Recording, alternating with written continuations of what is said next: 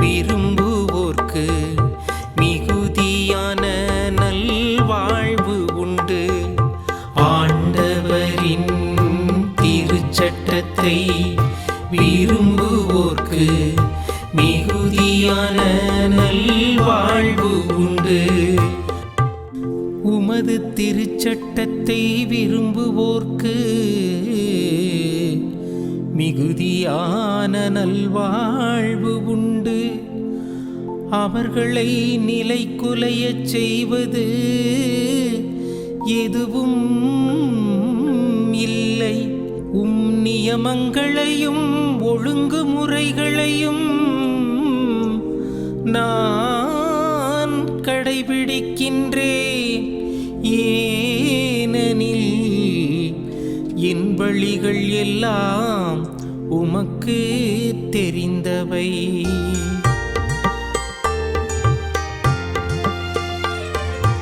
ஆண்டவரின் திருச்சட்டத்தை விரும்புவோர்க்கு மிகுதியான நல்வாழ்வு உண்டு.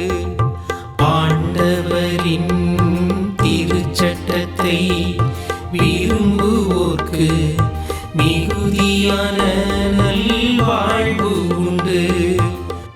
ஆண்டவர் இயேசு கிறிஸ்துவில் அன்புக்குரிய சகோதர சகோதரிகளே, இன்றைய நாளிலே நாம் திருப்பாடல் 119 குறித்து தியானிப்போம். திருச்சட்டத்தை விரும்புவோருக்கு மிகுதியான நல்வாழ்வு உண்டு என்ற சிந்தனையை இன்றைய திருப்பாடல் நமக்கு தருகின்றது. திருச்சட்டத்தை விரும்புகின்ற பொழுது இறைவன் மிகுதியான நல்வாழ்வை தரக்கூடிய தெய்வமாக இருக்கின்றார். திருச்சட்டம் இறைமுடி உன்னதமான இறைத்தன்மையை எடுத்து கூறுகின்றது. திருச்சட்டம் இறைமுடைய விருப்பத்தை எடுத்து கூறுகின்றது. திருச்சட்டம் ஆண்டவருடைய ஆவலாக இருக்கின்றது. திருச்சட்டம் ஆண்டவருடைய மகிழ்ச்சியாக இருக்கின்றது என்பதை இந்த திருப்பாடல் நமக்கு தெளிவுரை எண்பித்து காட்டுகின்றது. ஆகவே இந்த திருப்பாடலின் சிறப்பு தன்மையும் இந்த திருப்பாடல் தருகின்ற செய்தியும் இன்றைய நாளிலே சற்று நாம் தியானித்து பார்ப்போம். இந்த திருப்பாடல் 119 மிக சிறப்பான திருப்பாடலாக அமைந்திருக்கின்றது. காரணம், எபிரேய எழுத்துக்களின் அகவரிசைப்படி இந்த திருப்பாடலின் இறை வசனங்கள் கொடுக்கப்பட்டிருக்கின்றது. 22 பகுதிகளாக இந்த திருப்பாடலானது பிரிக்கப்பட்டிருக்கின்றது. ஒவ்வொரு பகுதிகளிலும் 8 இறைவார்த்தை என்று அழகுற இந்த திருப்பாடலின் வரிகள் கொடுக்கப்பட்டிருக்கின்றது. ஆகவே இந்த திருப்பாடல் ஒரு சிறப்பு தன்மை வாய்ந்த ஒரு திருப்பாடலாகவே பார்க்கப்படுகின்றது. விவிலிய அறிஞர்களும் எடுத்து கூறுகின்றார்கள். இந்த திருப்பாடல் கூறுகின்ற அருமையான மைய சிந்தனை என்னவென்று நாம் பார்க்கின்ற பொழுது, ஆண்டவருடைய திருச்சட்டம், ஆண்டவருடைய திருச்சட்டத்தின் மேன்மை, மகிமை, மாட்சிமை இவற்றை தெளிவுற இந்த திருப்பாடல் நமக்கு எடுத்து கூறுகின்றது. ஆகவே இந்த திருப்பாடல் ஒரு சில வழிமுறைகளை நமக்கு கூறுகின்றது.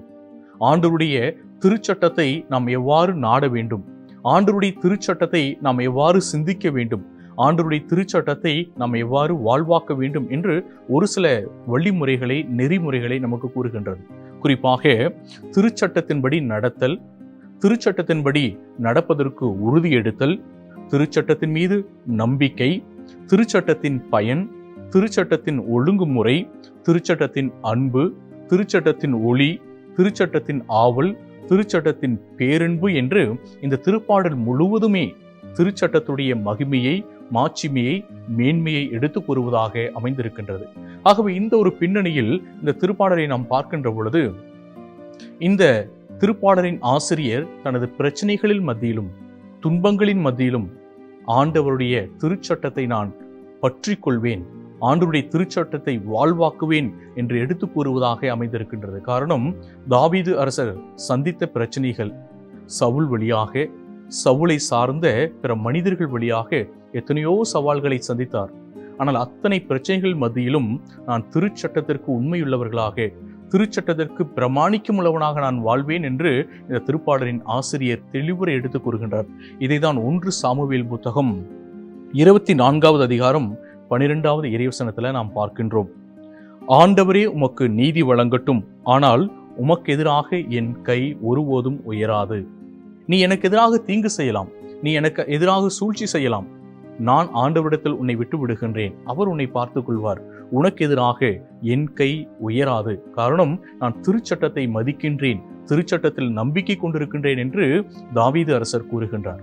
நமது வாழ்க்கையிலும் துன்பங்கள் வருகின்ற பொழுது, நமக்கு எதிராக மனிதர்கள் தீங்கு செய்கின்ற பொழுது ஆண்டவரிடத்தில் ஒப்படைத்து விடுங்கள். உங்களுடைய உன்னதமான ஆன்மீக வாழ்க்கையை நீங்கள் மேற்கொள்ளுகின்ற பொழுது உங்கள் சார்பாக ஆண்டவர் செயல்படுவார். உங்கள் சார்பாக ஆண்டவர் நீதி தீர்ப்பு தருகின்ற தெய்வமாக இருப்பார் என்பதை இந்த திருப்பாடல் தெளிவுற எடுத்து கூறுகின்றது.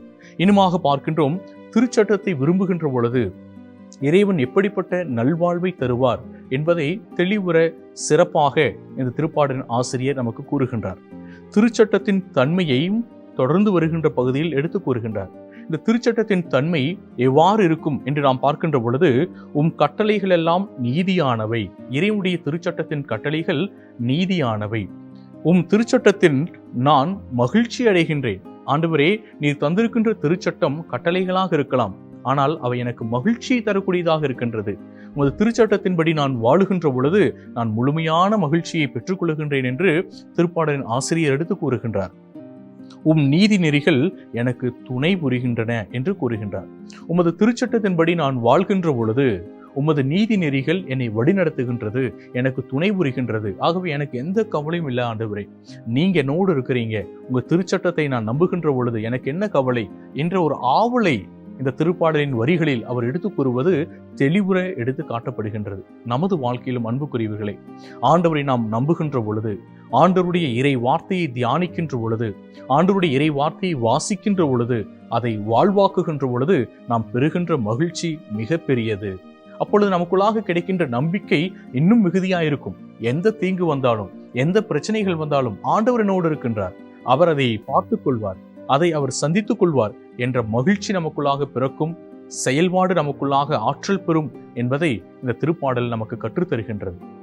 ஆகவே சிந்தித்து பார்ப்போம், என்னுடைய வாழ்க்கை திருப்பாடல் ஆசிரியர் கூறுவது போல திருச்சட்டத்தை மையப்படுத்தியதாய் அமைந்திருக்கின்றதா? இறை வார்த்தையை அனுதினமும் வாசிக்கின்றேனா, தியானிக்கின்றேனா, வாழ்வாக்குகின்றேனா? சிந்திப்போம், கண்களை முடிவிலாக ஜெபிப்போமா. என்றும் வாழுகின்ற எல்லாம் உள்ள இறைவா, நீர் கொடுத்த அந்த புதிய நாளிற்காய் நன்றி கூறுகின்றோம். எங்கள் வாழ்க்கையில் நீர் கொடுத்திருக்கின்ற திருச்சட்டமாகிய உன்னதமான இறை வார்த்தையை நாங்கள் படித்து தியானித்து வாழ்வாக்கி என்றும் உமக்கு உயிருள்ள சாட்சிகளாய் வாழ அருள் தருவீராக. எங்கள் ஆண்டவராகிய கிறிஸ்து வழியாக உம்மை பார்த்து மன்றாடுகின்றோம். ஆமேன்.